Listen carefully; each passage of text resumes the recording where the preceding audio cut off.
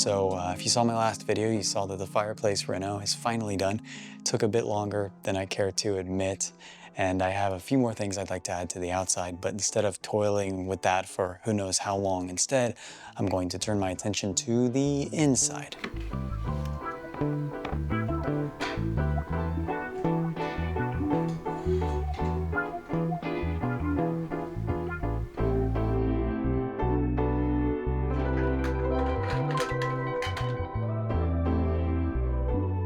As you can see, it's quite the mess, but luckily for us, we have plenty of organization options. We have purchasable options like generic cable boxes, zip ties and grids. We have clips. Then there are a whole variety of 3D printable options like pegboard, IKEA SCOTUS, a fully 3D printable multi-board system, generic fasteners. Heck, I've even designed my own cord organizer that is fully customizable, and I'll put a link to a free download if you want to check that out. I design almost all of my prints in Fusion 360 using just the hobby license and print it on my Bamboo Lab X1C.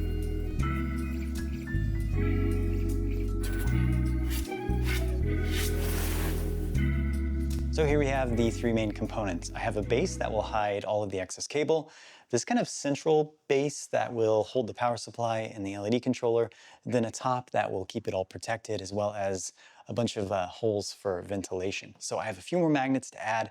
Need to glue in the little cage that I designed for the power supply to hold it in place, and then we'll be able to see how it looks.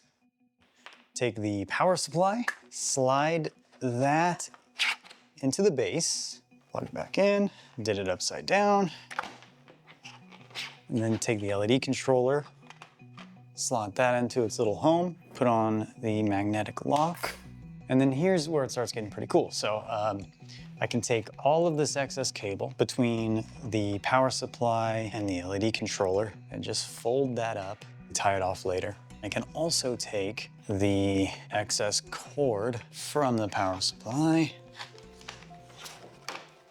and this is what you end up with. Then to finish it off, there you go.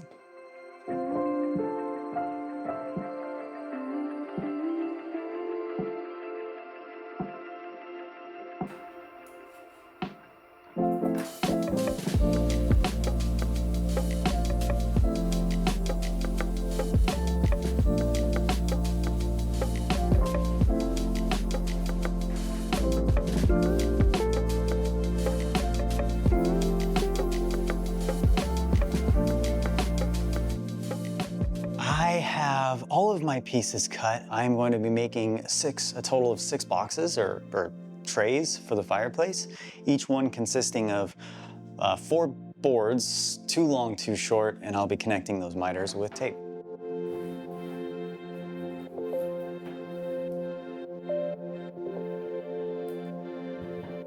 Oh, jeez. I did short, long, long, short. Oh my gosh. You gotta be kidding me, dude. How did I do that?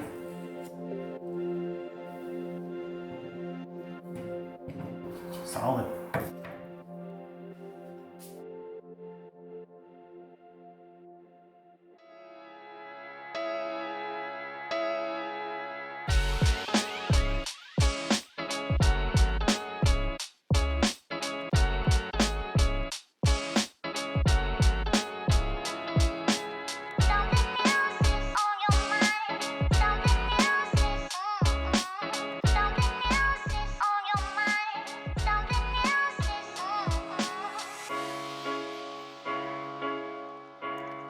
Now that I have the drawers complete, I get to one of my favorite parts of a project, especially with plywood, where it follows this kind of this bell curve, and at the peak is where you have work, and then things start getting a bit more enjoyable, and you start seeing the fruits of the labor, so to speak.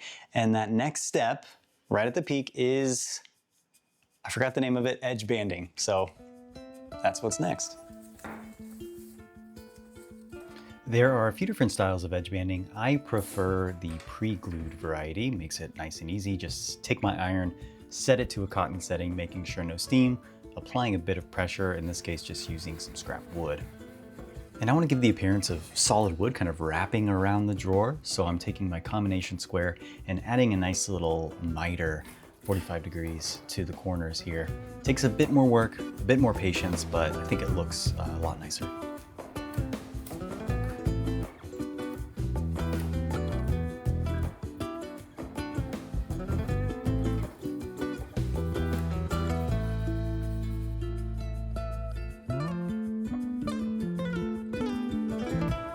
Then with the trusty old razor blade, I'm trimming the outside perimeter and inside edge, just cutting off all of the excess banding. Every project is finished with feverish sanding because, let's be honest, it's the worst, man. Well, I'm very happy to report these are complete. I do still have one problem. I need to mount these. I need to install them with drawer slides, but they're side-mounted drawer slides. But instead, I'm going to do something that may or may not be illegal, and that is install them from the bottom. I don't think it'll be a problem because these won't be carrying too much weight, but I have to figure out how to do that whole alignment process, as I've never mounted them on the bottom before, probably because you shouldn't. I might get arrested. This hardware has two parts, one for the cabinet, one for the drawer, and to make sure that they both align during the install, I made a simple template using some scrap plywood. This allows me to then flip the template upside down to mirror the holes that I made, then draw lines with my combination square that I can reference to secure the slides into place. And I'd like to give a special shout out to Sam Vick for inventing the self-centering drill bit in 1958. What a guy.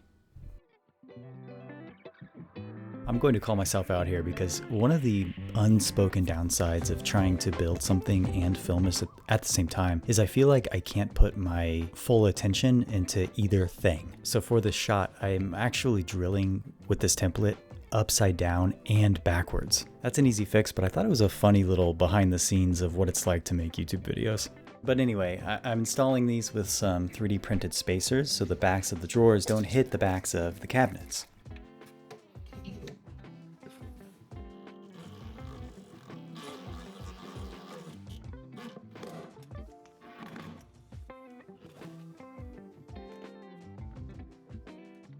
We have drawers. Part A installed on the backs of the drawers, Part B installed inside the cabinets, and if all went according to plan, these should line up beautifully. Let's see. Here we go. All right. Uh-oh. Oh, no. It's not perfect. Can I just jam it in there? Dadgummit. We might get lucky. Oh, come on. Oh, man. Come on now. Am I doing something else wrong? What is going on here? That's not backwards. Something's not right. What's happening here? This should work. Come on. Oh, hold on. Hold on.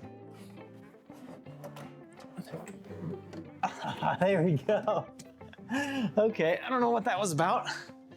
Success. It's not perfect. I can tell it has a bit more tension than it's supposed to. I mean, it works. It's just not super smooth. Here's what I'm going to do. I'm going to install the others, see how those go. And then hopefully by then I'll just forget about this one.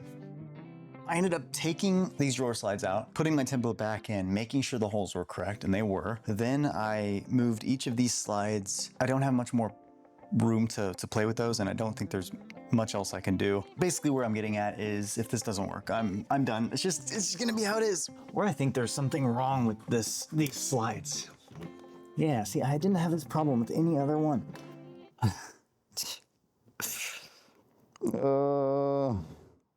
Why? Why? Oh, that didn't sound good. Yep, I definitely broke something. I don't know, bros. This one, no problem. I give up. That's it. Calling it.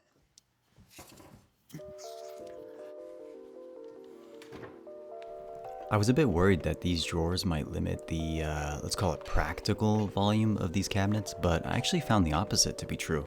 Having drawers makes stacking more feasible and kind of forces me to be more mindful about how I'm using this space.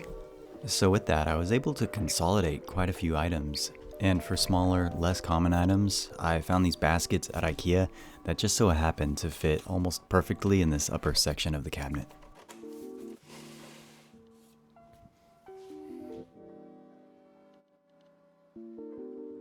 And finally, we're back to the cable nightmare that started it all.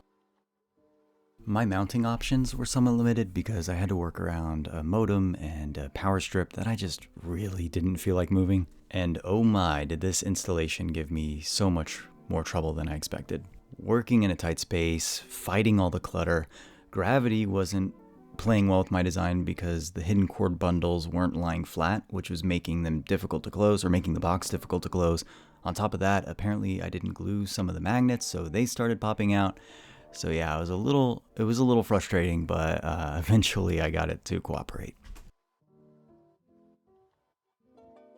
The universe must have felt bad for me on the first one because the second box mounted much easier, and luckily I had room to nestle it sideways under the power strip, and this power supply also had a thinner cable, so that gave me less trouble. The last piece of this puzzle is to find a new home for this router. The IKEA baskets are once again perfect for this, just snipped a hole in the back to route the cords through. I love being able to hide this router inside the cabinet, but if you're wondering, does it impact my internet speeds? Unfortunately, yes it does, but surprisingly not enough to notice for basic internet browsing, video streaming, all that basic stuff, no problem.